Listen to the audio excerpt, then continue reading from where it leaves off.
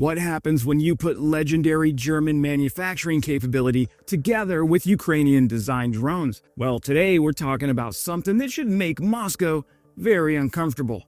Ukraine's drones are going industrial in Germany. Hey friends, Wes here, veteran defense writer and a guy who spent way too many nights watching drone footage that looks like Battlefield 6, except nobody respawns. When you think about modern German industry, what do you think of? Well, you probably picture clean floors, laser-measured tolerances, and a supervisor who can detect a crooked label from 30 meters away. Panzerhaubitze? This is what makes today's story big. Ukraine has been building drones under wartime pressure, under air raids, under constant targeting, and often under blackout conditions.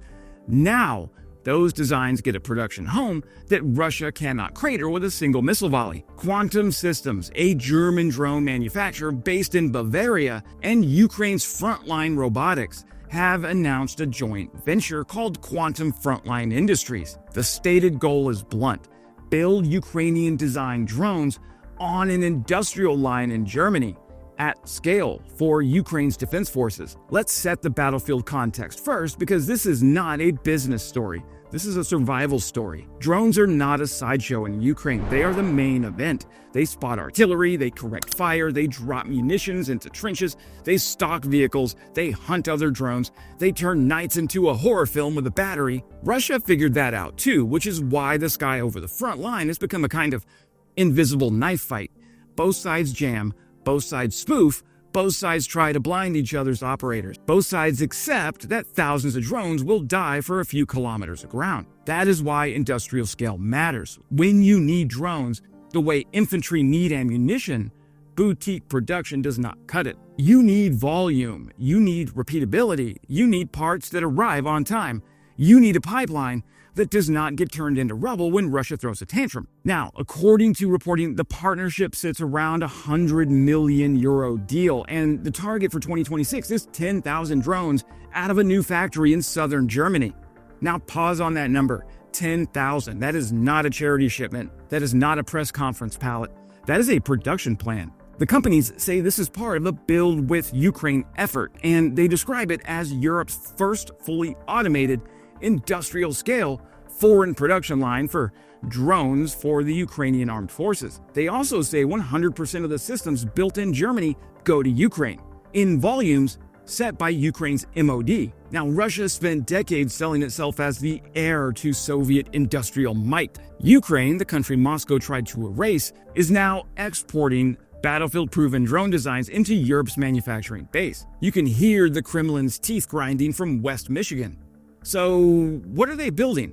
Well, two systems keep coming up: ZOOM and LINZA. ZOOM is described by Frontline as an electronic warfare resilient reconnaissance drone. The mission set is classic and lethal: spot targets, adjust artillery, transmit precise coordinates, keep the kill chain moving. Reporting from Janes adds some helpful specifics. ZOOM is described as a small ISR drone with a tactical range around 15 kilometers and a flight time over 35 minutes, with stabilized day optics and thermal capability. Now that sounds modest until you remember where it lives. ZOOM is meant to operate in the worst RF environment on the planet. Ukraine does not get clean spectrum. Ukraine gets jammers that pop up, shift bands, and try to make every flight feel like swimming through wet cement. LINZA is the other half of the pair. Ukrainian reporting citing Ukraine's MOD describes LINZA as a bomber-style UAV. With a gyro-stabilized camera and digital zoom, it can carry up to 2 kilograms of payload out to about 10 kilometers.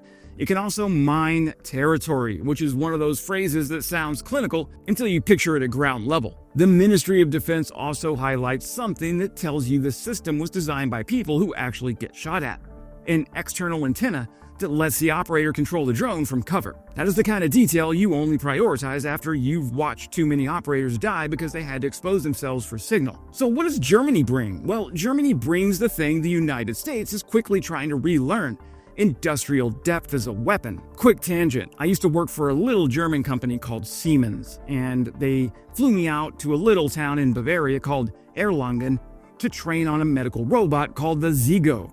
And here's what I can tell you: the Germans have industrial depth. They also love hiring US military veterans because of our discipline, but That's another video. Quantum Systems says it provides industrial infrastructure and production operations. Frontline provides the licensed designs, the training, and the full lifecycle support aligned with NATO standards. That last phrase matters the most. NATO standards are not sexy, but they win wars. They mean documentation. They mean consistent assembly. They mean parts compatibility.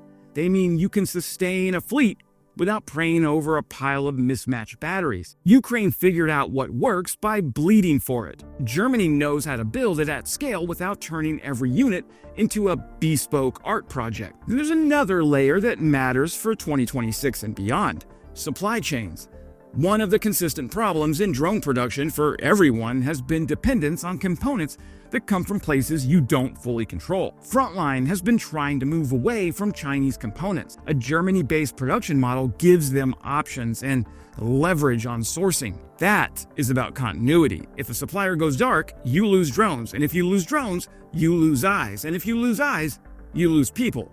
A recon drone like ZOOM is not glamorous. It doesn't get all the viral explosion clips, but it gets the job done. A recon drone finds the Russian squad that thinks it's invisible in a tree line. It sees the heat signature.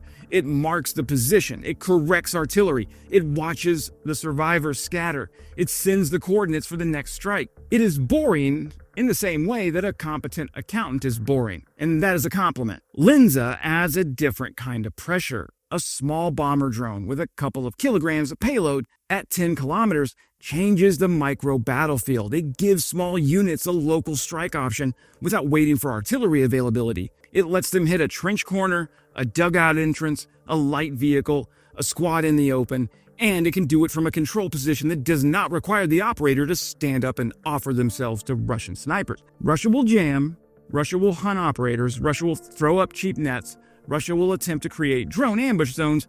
Russia will also keep doing the things it does best, wasting precision weapons on targets that don't matter. The German factory does not solve all that. It does something else. It turns drone production into a steady stream instead of a heroic scramble. That has strategic implications. First, it increases Ukraine's resilience. Second, it locks European industry into Ukraine's war effort in a way that is harder to unwind. Third, it sends a signal to every European defense ministry watching the war that says the winning model will be co-production and it will be shaped by Ukrainian combat feedback. If you want a single line that sums up this story, here it is. Russia tried to drag Ukraine back to the past. Ukraine decided to drag European defense manufacturing into the present. Western militaries love exquisite systems. They love long procurement cycles. They love requirements documents that read like they were written to protect careers instead of lives. Ukraine does not have the luxury of perfection. Ukraine needs good enough right now. And then it improves it, and then it improves it again. And that iterative loop is why Ukraine's drone capability has moved so fast. Germany stepping into that loop is a big deal. It suggests at least some Western defense actors finally understand the future is cheap, fast, and replaceable. And it has to survive jamming. If this works, it becomes a template. It becomes a model for artillery shells, for loitering munitions, for counter-drone systems, for ground robots, for all the unglamorous things that keep soldiers alive. So here's your mental image to end on. Somewhere in southern Germany, a production line is preparing to build drones that were designed in Ukraine's war. Each one represents a small, ugly, practical advantage. Not a miracle weapon, not a silver bullet, a steady edge. Russia wanted Ukraine isolated. Instead, Ukraine is wiring itself into Europe's industrial base, one drone at a time. That's it for today, my friends. When you subscribe, it tells YouTube that human creators still matter. I don't know about you, but that AI voice drives me crazy. The future is not faceless YouTube videos churned out 10 times a day like North Korean assault rifles. The future is real flesh and blood humans who actually care about things like sovereignty. More importantly, subscribing helps me keep pushing back on Russian disinformation, which has been multiplying like mold in a Fort Benning barracks shower. And as always, glory to Ukraine, glory to the heroes. Crimea is Ukraine.